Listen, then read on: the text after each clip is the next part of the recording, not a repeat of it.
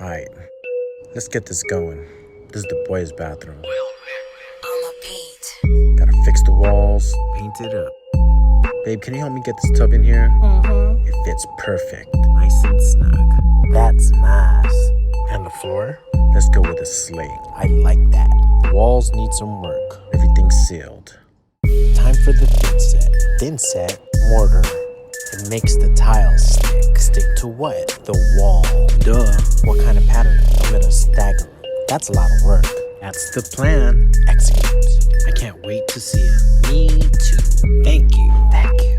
And the throne? The throne? Oh, I see. I just need to fix a little something. It should just drop in.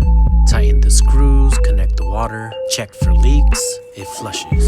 Perfect. Thank God. Something's missing. Do you remember that chopping block that came from the Philippines? How about if we turn that into a shelf? A shelf? That'll be nice. Alright, let me cut this up. Perfect cut. And here we go.